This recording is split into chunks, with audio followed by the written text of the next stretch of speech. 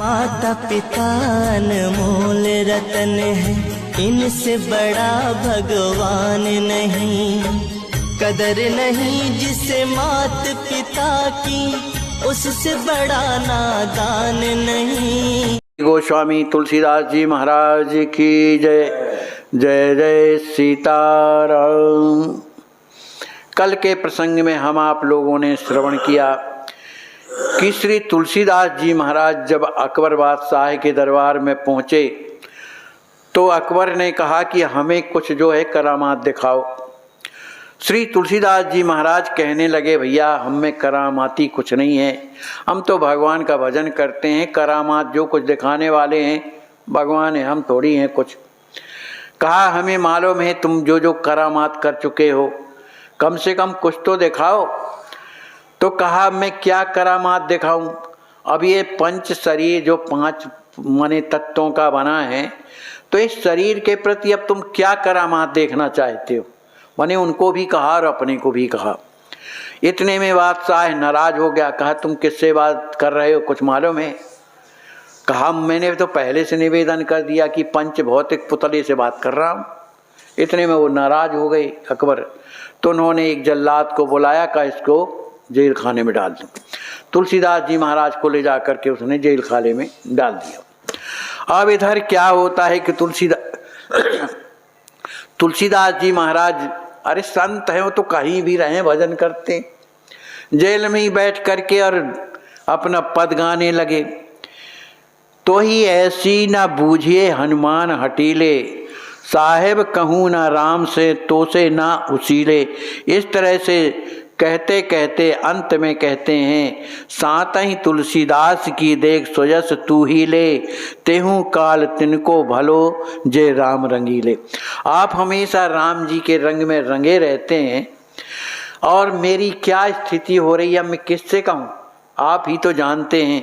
जब इस तरह से प्रार्थना किया हनुमान जी महाराज की, तो हनुमान जी महाराज भी जेल में प्रकट हो गए। और जहाँ भक्त हैं वहीं तो भगवान रहते हैं। प्रकट जब हो जाते हनुमान जी कहते हैं जय सिया राम। तुलसीदास जी महाराज ने जैसी दर्शन किया हनुमान जी महाराज को उन्होंने प्रणाम किया, गुरुदेव बड़ी कृपा किया, आप भी यहाँ आ गए कारागार में। हनुमान जी कहने लगे, कहे तुलसीदास जी कैसे स्मरण किया। अब जेल में तो आ गए, मालूम तो सब है, लेकिन फिर भी पूछ रहे हैं। आज तो अपूर्व झांकी के दर्शन हो रहे हैं। माने हनुमान जी कह रहे हैं कि आज तुलसीदास जी के जो दर्शन हैं, कभी जेल में नहीं रहते रहे, लेकिन आज जेल में जो दर्शन हो रहे हैं। तुलसीदास जी कहते हैं, हे पवन कुमार, आप भी ऐसे गाढ़े समय पर मेरा उपहास कर रहे हैं। मैं कितने कष्ट में हूँ, फिर भी आप मेरा उपहास कर रहे हैं। अरे मैंने तो आपको कुछ कहा नहीं है ना, लेकिन ये बताओ आखिर जो भी कहा हो मुझे क्षमा करो। आप इस दुष्ट बादशाह तो के चंगुल से मुझे छुड़ाओ, मैं कहाँ तक यहाँ रहूँगा। तुलसीदास जी की वाणी को सुन करके हनुमान जी कहते हैं कि आखिर उसने तुम्हें इधर क्यों डाल दिया। तुलसीदास जी महाराज कहते हैं, वो कह रहा है कि हमें करामात दिखाओ। अब आप ही बताओ मुझ में क्या करामात है, मैं क्या कर सकता हूँ। लेकिन वो मानता नहीं है, अब मुझे जेल में डाल दिया है। तो हनुमान जी महाराज कहते हैं, गोस्वामी जी आप चिंता ना करें और ना इस बंधन से किसी प्रकार का संकोच करो, क्योंकि मैं भी लंका जब गया था ना, तो मुझे भी रावण ने बंधन में बंधवा दिया था, लेकिन मुझे अपने प्रभु का काम करना था। मोहि न कछु बांधे की लाजा, कीन चाहुन निज प्रभु कर काजा। तो मुझे संकोच नहीं हुआ था। तो आप भी घबराइए नहीं, मैं अच्छी तरह करामात उसे दिखाऊंगा उस बादशाह को, और ऐसा दिखाऊंगा कि जीवन भर के लिए वो कभी दोबारा करामात के लिए कभी कहेगा नहीं। आप चिंता ना करो। और इस तरह से कह के वहाँ से हनुमान जी महाराज अंतर ध्यान हो जाते हैं। अब इधर पर क्या होता है कि बादशाह जो है अपने महल में और शयन कर रहा है अकेला। अब जब शयन कर रहा है उसी समय पर होता क्या है कि उसके पूरे दिल्ली में और उसके खुद महल तक में बड़े बड़े विकराल बंदर प्रकट हो गए। एक दो नहीं, असंख्य बंदर। और वो बंदर जो हैं कभी ये, अब बंदर कभी शांत रहते ही नहीं है, उसी को के पलंग को पकड़ा, उठा के दे मारा। अब वो तो दब गया, बिलबिलाने लगा, अरे भैया बचाओ, अरे भैया बचाओ। अब कौन बचावे, उठवा किसी तरह से। तो हनुमान जी महाराज ने गर्दन ही पकड़ लिया उसकी।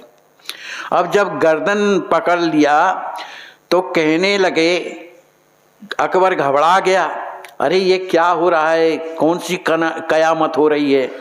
आई कयामत आज ही तूफान है या जलजला, आता समझ में कुछ नहीं, यह कौन सी सिर में बला, कौन सी स्थिति आ गई।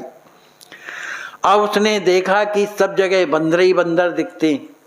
अब हनुमान जी तो गला पकड़े हैं, वो उधर नहीं देख रहा, बंदरों को देख रहा, अब गला दबा हुआ है। अरे जहां देखो बंदर ही बंदर, भैया कोई बचाओ, भैया बचाओ, चिल्लाने लगा। हनुमान जी तो गर्दन पकड़े थे, कहने लगे, इन्हें तुम साधारण बानर समझते हो, ये जितने आए हुए हैं समझ लिया है। अरे तेरे सिपाही और अंग रक्षक आकर के तेरी रक्षा नहीं कर सकते, तू बुला किसको बुलाना चाहता है। और जब उन्होंने मुड़ कर के देखा कि हमको पकड़े कौन है, तो हनुमान जी महाराज साधारण नहीं थे, बड़ा विकराल रूप बनाए हुए थे। वो तो देखते ही कपने लगा कि अब तो प्राण जाएंगे। उसने कहा कि आप ये बताओ हो कौन। कहा वो तो मैं बाद में बताऊंगा। हनुमान जी कहने लगे, करके बुरा एक संत का अब चाहता अपना भला, कह तो तुम्हारी जिंदगी का कर दूं अभी मैं फैसला, अभी तुझे अभी ठिकाना लगा दूं। कह दो नखों से अतड़ियाँ को तेरी रख दूं फाड़ कर, या तेरी दिल्ली डुबा दूं न्यूक से ही उखाड़ कर, पूरी दिल्ली को खाड़ करके फेंक दूंगा। अब तो अकबर भयभीत हो गया, कपने लगा और उनकी ओर देख करके आवाज में कपकपी आवाज में कहता है, आप इस अजीब सूरत शक्ल से तो मेरी जान में लेने के देने पड़ रहे हैं। मैं आपसे अपनी जो है गुस्ताफी के लिए माफी मांग रहा हूं, मुझे क्षमा करो। हनुमान जी कहते हैं, तुलसी गोसाई सरस प्रिय संतजनों का खिदमतगार हूं मैं, उनकी सेवक हूं, तुलसीदास जी का। हनुमान मेरा नाम है, प्रभु का सिपाही सालार हूँ। कुछ और तुलसी का करिश्मा देखने का हो अगर तो देख लीजिए झर भर के, जिसमें नूर हो जाए सरूर। माने और तुझे करिश्मा देखना हो तो बता। अब वो तो वैसे काँप रहा है, हाथ जोड़ के बादशाह कहता है, अपराध को क्षमा हो। अभी तक तो अपने को सारे जहान को तबाह करने देने वाला पनाह जानता था अपने को, लेकिन मनमानी करने के बाद आज मैं समझा कि मुझसे भी तबाह करने वाला कोई और। बादशाह कह रहा है। हनुमान जी कहते हैं, तूने तुलसी जैसे संत को सताने वाली शैतान को और स्वयं परमात्मा भी पनाह नहीं दे सकता है। नीच अब भी अपना भला चाहता है तो श्री तुलसीदास जी के चरणों में जा कर के और क्षमा मांगो, तभी तू बचेगा। अकबर कहता है, हजूर अभी तो जाता हूँ, लेकिन मेरी जान को बख्शो तो। हनुमान जी ने कहा, क्या है? कहा, मैं जहाँ जहाँ देख रहा हूँ बंदर ही बंदर समझ में आ रहे, ऐसे बड़े बड़े बंदर, इन्हें देखने में मुझे डर लग रहा है। हनुमान जी कहते हैं, ठीक है, लेकिन तुम उन्हीं संत के चरणों में जाओ, तभी तुम्हारा ये छुटकारा होगा। अरे महाराज, तो मैं कैसे जाऊं? तुलसीदास जी तो कैद खाने में बंद हैं और रास्ते में बंदर ही बंदर भरे हुए हैं, बड़े बड़े। हनुमान जी कहते हैं, देखो तुम चलो तो, उन तुलसीदास जी का चिंतन करते हुए चलो तो। ये साधारण बंदर नहीं है कि प्राकृतिक बंदर हैं, यह प्रभु राम जी के दिव्य सेना है। इनका नाम है महावीर दल, इनका नाम है बजरंग दल। ये प्रलय कर रुद्र के गण है, इसलिए इनका नाम है शिव सेना। जाओ, प्रार्थना करते हुए तुलसीदास जी के नाम की दुहाई देते हुए निकलो, कोई तुम्हें रोक टोक नहीं करेगा। जब ऐसा कहा तब अकबर कहता है ठीक है मैं अभी जाता हूँ। अब वो जल्दी लड़खड़ाते हुए जो है और तुलसीदास जी का स्मरण करते हुए चला जा रहा है। अब जब चलते चलते जब वो पहुँचता है जेल खाने में, तब वहाँ जाकर के तुलसीदास जी महाराज को वो चरणों में जाके फूट फूट करके रोने लगता है। खता माफ कर दो हे तुलसी गोसाई, तेरे राम की तुमको देता हूँ दुहाई, उसी राम के नाम पर यह कर्म कर। मने नाम के द्वारा जो है सब ये तुमने किया है, तो मैं उन्हीं के नाम की दुहाई दे रहा हूँ, मुझे क्षमा कर दो। तुलसीदास जी कहते हैं क्यों भाई, करामत देख लिया और भर गया पेट तुम्हारा, और ना भरा हो तो बताओ और दिखाया जाए।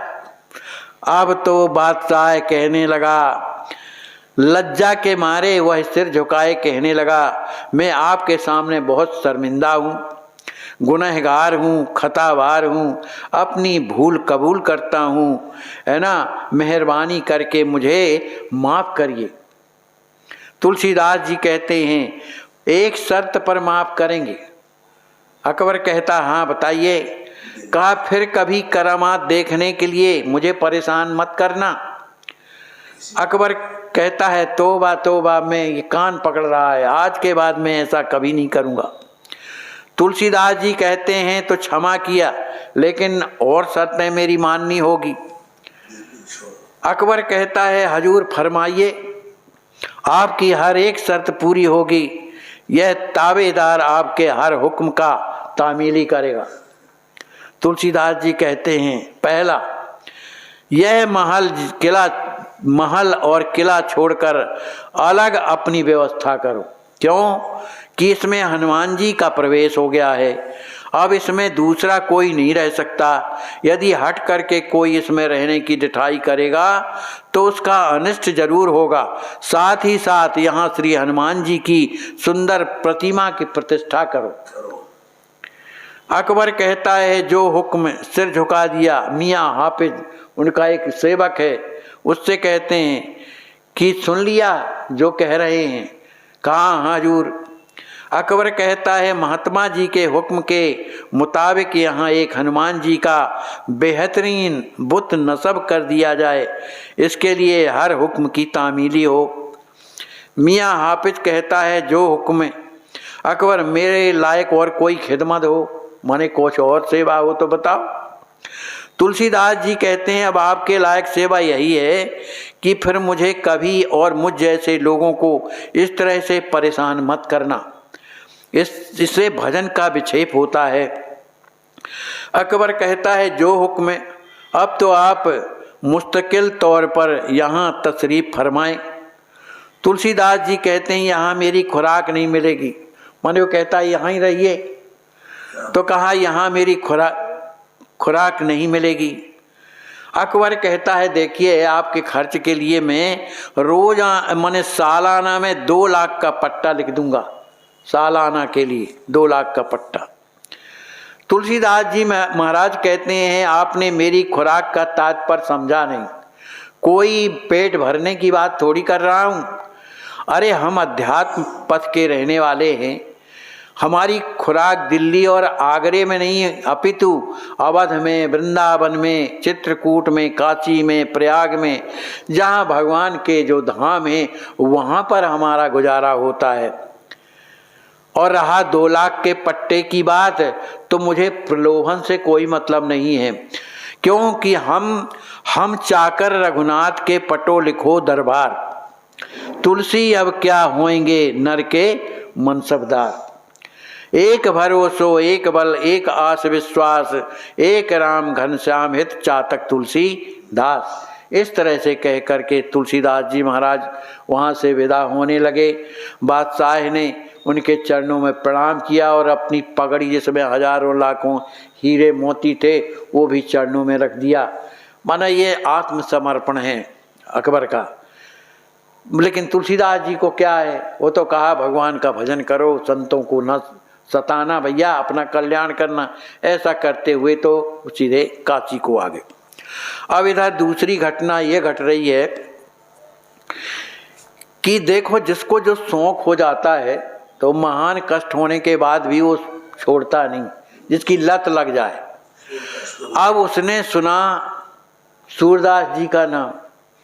अब जब सूरदास जी का नाम सुना कि भैया उस फकीर को दिखाई भी नहीं देता, लेकिन ऐसे ऐसे करिश्मे कर रहा है, कहते हैं उससे तो चाम सुंदर बात करते हैं, उसके पास बैठते हैं, चलो ऐसे को पकड़ के लाओ, अपने दूतों से कहा। तो अकबर के दरबार में सूरदास जी माने पकड़ के लाए गए, उनसे प्रार्थना करके। अब आकर के सूरदास जी को आसन दिया गया, उसमें विराज गए। चमत्कार तुलसी का देखा, बादशाह और चाव विशेखा, मृत्य सूरज दास बुलवायो, आदर कियो और फरमायो, तुम मालिक के सखा कहावो, कोई करामात दिखाओ, सुनत बचन बोलियो हंसूरा, तुलसी ते अब पर्यो न पूरा। अबे तुलसीदास जी की करामात से अबे पूरा नहीं पड़ा। अकबर कहता है सूरदास जी, माँ दौलत ने सुना है, माने हमने सुना है कि सारे खलक के मालिक अल्लाह ताला को आप अपना दोस्त मानते हो, आप पहुँचे हुए फकीर हैं, इसलिए कुछ करामात दिखाइए। सूरदास जी कहते हैं क्यों भाई बादशाह है, यद्यपि तुलसी ते भई तुम्हारी भेंट, और चमत्कार ते अब तलक भर्यो न तेरो पेट।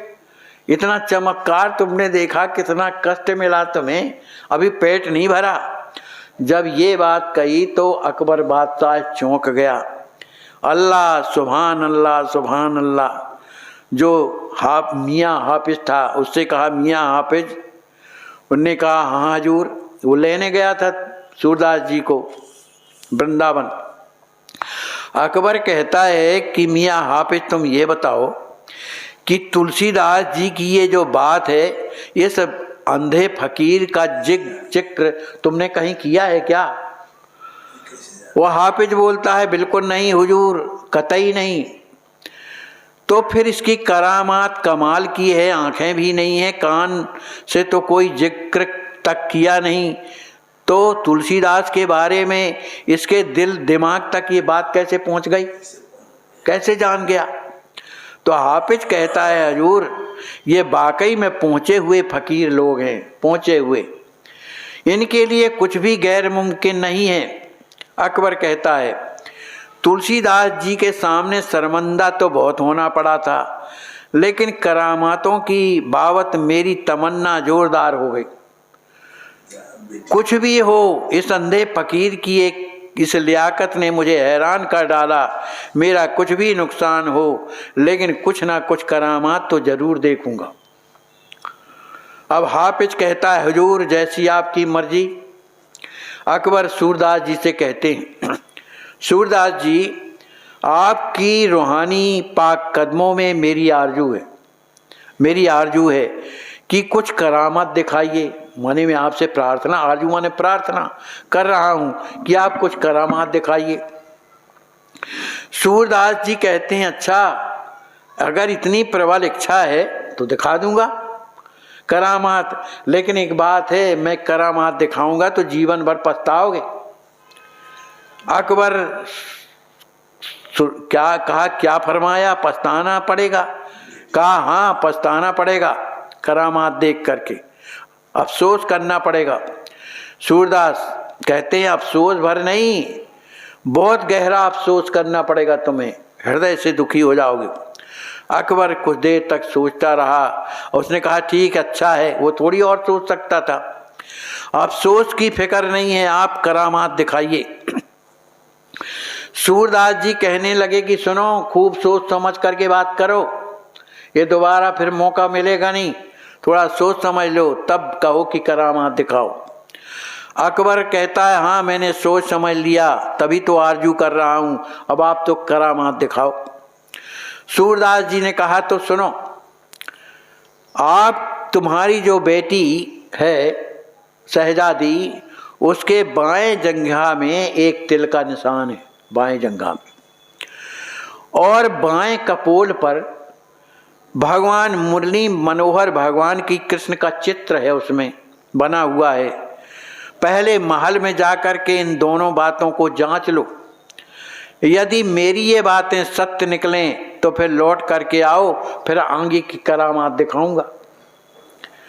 अब अकबर सोचने लगा कि वो शहजादी को मैं तो रोज देखता हूँ, लेकिन उसकी बाएं जंघा में तिल हो और गाल में भगवान श्याम सुंदर का चित्र हो, ये तो मैंने आज तक नहीं देखा, जबकि शहजादी बहुत बड़ी हो गई है।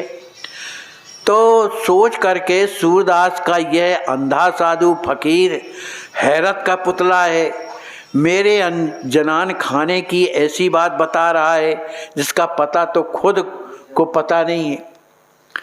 उसने हाफिज मियाँ से कहा, मियाँ हाफिज। वो कहता, हाँ हजूर।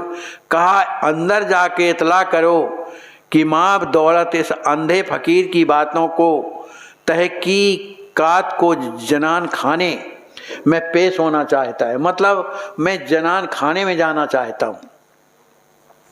हाफिज कहा, अभी लीजिए हजूर, अंदर जाकर लौटना। आइए हजूर, तफरीत लाइए। अब अकबर उठ कर के वहाँ से चलते हैं और जैसे ही अपने राजमहल में पहुँचता है तो वहाँ एक बेगम थोड़ी हैं, बहुत सी बेगमें थी उसकी। तो जैसे ही देखा बादशाह को तो सब जितनी बेगमें थी सब खड़ी हो गई, जो दासियाँ थी सब खड़ी होके और शुक्रिया अदा करने लगी। शहजादी भी आ गई, माने उनकी जो बालक की लड़की थी वो भी आई। तो शहजादी आई, फरमाइए अब्बा जान। अब्बा जान कहते न, कहा बेटी इधर आओ, इधर आओ। तुम एक बात बताओ, अकबर पूछता है, तुम्हारी बाएं जांघ के ऊपर कोई काले तिल का निशान है जंघा में? शहजादी कह रही है कि बजा फरमा रहे हैं अब्बा जान, आपको कैसे मालूम हुआ? ये जो आप कह रहे हैं कि बाएं जंघे में जो तिल का निशान है, ये आप कैसे जान रहे हैं, कैसे आप जान रहे हैं? तो अकबर कहता है कि हिंदू फकीर मियाँ तुलसी की करामात देखकर मेरी करामात देखने की तमन्ना और जोरदार हो गई। इसके लिए आज मैंने वृंदावन से एक हिंदू साधु जो फकीर है, वो अंधा है, ये सब उसी ने बताई कि तेरे बाएं जंघे में काले तिल का निशान है और बाएं कपोल में श्याम कृष्ण की मूर्ति का निशान है। तो थोड़ी मेरे पास आ, इधर श्री कृष्ण की तस्वीर बनी है। शहजादी कहती है, उस अंधे फकीर का बयान बिल्कुल सही है और अब्बा जान ये दोनों निशान मेरे शरीर में मौजूद हैं, माने तिल का भी निशान है और भगवान श्याम सुंदर की छाप का भी निशान है।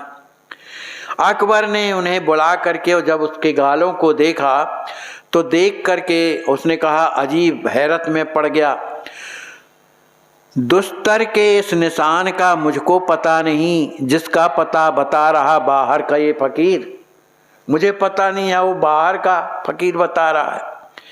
मियाँ हाफिज से कहता है, मियाँ हाफिज जरा गौर फरमाओ, क्या कमाल का निशान है, तुम भी तो देखो गाल में कितना सुंदर बना हुआ है कृष्ण का चित्र।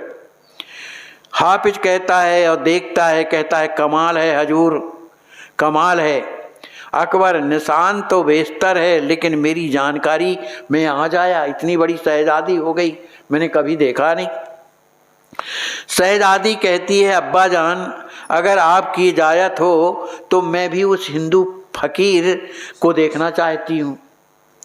अकबर कहता है, हाँ जरूर देखो, इस कदर का हैरत अंग्रेज यह करामाती फकीर काबिले दीदार है, जरूर चलो और अपनी मुराद पूरी करो, माल दौलत की इजाज़त है तुम्हारे जाने के लिए। शहजादी, चलिए अब्बा जान। अकबर जो है उसके साथ में उसकी जो है शहजादी आती है और जैसे ही सूरदास जी के पास पहुंचती है तो सूरदास जी के पास जैसे ही पहुंचती है शहजादी तो सूरदास जी से कहती है, अरे उद्धव तुम यहाँ भी आ गए। सूरदास जी को उद्धव कह के कहती है, अरे तुम इधर भी आ गए। सूरदास जी कहते हैं, ललता तुम्हारे पिता ने मुझे बुलाया है। शहजादी कहती हैं, कहाँ श्याम सुखदाई, माने मेरे श्याम सुंदर कहाँ हैं? सूरदास जी कहते हैं, अब याद आई श्याम की आई। शहजादी ने उसी समय एक थप्पड़ जड़ दिया सूरदास जी के गाल में। जब थप्पड़ जड़ दिया तो सूरदास कहने लगे, मैं भी कुछ दिन में आऊं। तो शहजादी मोहि श्याम मिलन की आस। सूरदास जी कहते हैं, जग प्रभु का अजब तमाशा, माने एक दूसरे की बात हो रही। और इस तरह से शहजादी कहते कहते अब वहीं जमीन में गिर जाती है और उसका प्राणांत हो जाता है। अब जब प्राणांत हो जाता है शहजादी का तो अकबर घबरा जाता है और घबरा जा करके और गिरी हुई पुत्री को हिलाने लगता है, डुलाने लगता है। दुस्तर दुस्तर या अल्लाह, यह क्या हुआ? हाजिब मियाँ से, मियाँ हाजिब जरा देखो तो, इसकी नब्ज तो देखो। जो हाफिज है जब नब्ज देखता है, हुजूर अब तो केवल जिस्म रह गया है, रूह तो निकल गई, माने जान तो निकल गई। अकबर बड़ा दुखी होता है, सूरदास जी यह आपने क्या किया? मेरी प्यारी दुस्तर को मुझसे छीन लिया। सूरदास जी मुस्कुराने लगे, कहते हैं, भैया बादशाह तुम मुझे दोषी क्यों ठहरा रहे हो? मैंने तो अपनी तरफ से कोई चेष्टा की नहीं। जो कुछ कहा अथवा किया तुमने और तुम्हारी पुत्री ने किया, मैंने तो कुछ नहीं किया। मैंने तो तुम दोनों के प्रश्न का केवल उत्तर दिया है। और सच बात तो ये है कि मैं पहले ही बता चुका हूँ, अब देना नहीं उलाहना। जब पंछी निकल गया तो अब पिंजड़े में क्या कहना। तुलसी ने मना किया था फिर भी तुमने हठ ठाना। अब तो कुछ सिर पर आया धीरज धर होना। मोहन की नित्य सखी थी बन आई तेरी शहजादी। यहाँ अमर नहीं कोई प्रभु ज्यों राखे त्यों रहना। जो होनी सी तो हो गई, आगे के फर्ज अदा कर। नारायण प्रभु की रुचि में संतों का सत्संग कर। माने जो बताया अकबर से गंभीर होकर के अकबर कहता है, सूरदास जी आपकी कोई गलती नहीं है, खतावर तो मैं हूँ, अपराधी मैं हूँ। मैंने खुद फकीर तुलसीदास जी का हुक्म उदीली करके अपने पैरों पर कुल्हाड़ी मारी। उनका अंजाम भी मेरे सामने आ गया, मगर आपकी और मेरी दुस्तर की जो आपसी गुफ्तगू है उसका मतलब मैं नहीं समझ सका। सूरदास जी कह रहे हैं कि जो मैं कहा उसको नहीं तुम नहीं समझ पाए, तो समझा रहे। कहते हैं, भैया बादशाह वह सब तुम्हारी समझ के बहुत परे की बात है, क्योंकि वो इस जगत की है ही नहीं। जो मैं बात कर रहा था, तुम्हारी शहजादी बात कर रही थी, वो इस जगत की बात नहीं है। वो कहाँ की है मैं तुम्हें समझा रहा हूँ। सुनना और समझना चाहो तो सुन लो। कवित्व में कहते हैं, श्यामा की सहेली करी मान बैठी श्यामजू से। श्यामा की सहेली कर मान बैठी श्यामजू से। मानी ना मनाए हरि हार के मनाए के। मैंने भी उपाय बहुत कीने समझाए वे को। विफल प्रयास भर्यो हर्यो समझाए के। कोप दियो श्राप मैंने श्राप दिया। कोप दियो श्राप मैंने जाओ मृत लोक माही। सोई तेरू बेटी शहजादी बनी आय के। श्राप दिए मुँह कहाँ बोले बनो नेत्रहीन और हरि गुण गान करो भूतल में जाएगी। माने हम दोनों जो हैं भगवान के धाम के हैं। ये भगवान की नित्य जो है एक प्रकार की सेविका है भगवान श्याम सुंदर की। पता नहीं एक बार क्या है श्याम सुंदर से रूठ गई, मनाने पर भी नहीं मान रही थी। भगवान मना रहे थे और मैंने भी मनाया, लेकिन जब नहीं मानी तो मुझे गुस्सा आया। मैंने श्राप दे दिया कि जाओ तुम संसार में अवतरण होकर के और तुम वहाँ जा कर के रहो। इस तरह से उसने भी मुझे श्राप दे दिया कि तुम भी संसार में जा कर के अंधे होके भगवान का नाम गुणान बात करो। तो इस तरह से ये दोनों की लीला है। तो इस बात को आपने समझा। अकबर कहता है, ठीक है सूरदास जी, आपके हुक्म की तामीली करूँगा। मियाँ हाफिज हुजूर सूरदास को वृंदावन पहुँचाने का इंतज़ाम करो। मेरी दुस्तर के जिस्म का बेहतरीन जनाजा निकाला जाए। और चूँकि यह श्याम सुंदर की सहेली थी, लिहाजा इसका हिंदुई रस्म से मुताबिक दाह संस्कार करके इस जिस्म की खाक को दरिया जमुना में डाल दिया जावे, ताकि इसकी राख इसके प्यारे कृष्ण से वृंदावन में पहुंचकर उसे साफ पाद पद्मों में शरीफ हो सके। उसने कहा कि हाँ हजूर, मैं ऐसा ही करूँगा। सूरदास जी कहने लगे, भैया हमारे इंतज़ाम की ज़रूरत नहीं है और आप इस पर बिल्कुल चिंता मत करो। देखो तुम्हारी जो शहजादी है भगवान श्याम सुंदर की, राधा रानी की सखी है। तुम्हें तो अपना सौभाग्य मानना चाहिए कि भगवान की वो सखी जो इतनी प्यारी है प्राणों से ज़्यादा, लेकिन एक भगवान की लीला थी और वही सखी तुम्हारे यहाँ शहजादी बन कर के आई। तुम्हारा कितना बड़ा सौभाग्य है, इसलिए तुम अपने आप को सौभाग्यशाली समझो। अब रह गई मेरी बात, तो मेरा भी जाने का समय आ गया है, क्योंकि मेरी और उसकी दोनों की हमेशा भगवान की सेवा में दोनों लोग लगे रहते हैं, इसलिए मेरा भी समय आ गया है। इसलिए मेरे तरफ से आप चिंता ना करो, मैं अपने आप चला जाऊंगा। भैया बादशाह है, मैं तो अब तक यहाँ आया तो श्री वृंदावन लौटने के पहले यमुना किनारे जाकर पहले वहाँ ठहरे हुए प्रभु के प्यारे जो परम संत श्री तुलसीदास जी महाराज हैं उनका मैं दर्शन करूँगा, और तुम अपनी पुत्री का संस्कार संपन्न कराओ और मेरी चिंता छोड़ो। अकबर ने कहा जो हुक्म। इस तरह से श्री सूरदास जी महाराज वहाँ से वृंदावन के लिए आते हैं। अब आगे की कथा क्या है ये हम आप लोग कल श्रवण करें। आज समय ज़्यादा हो गया महाराज।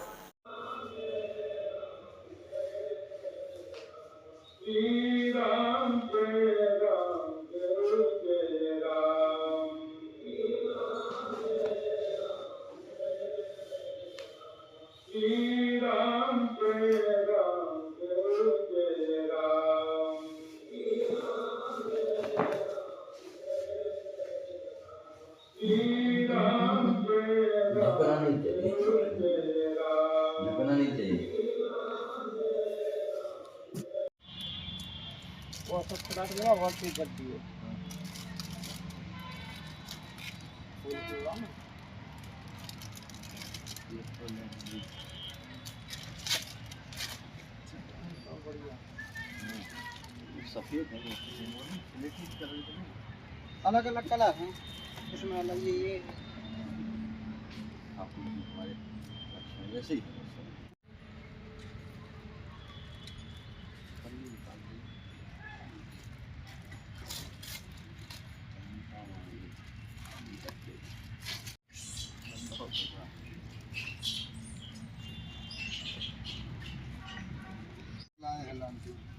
अच्छा।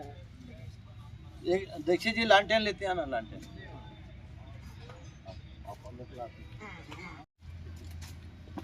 आपको लालटेन काम आई? हाँ बहुत काम है।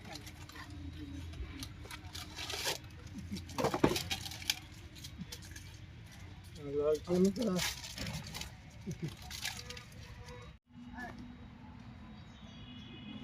अब की हमारे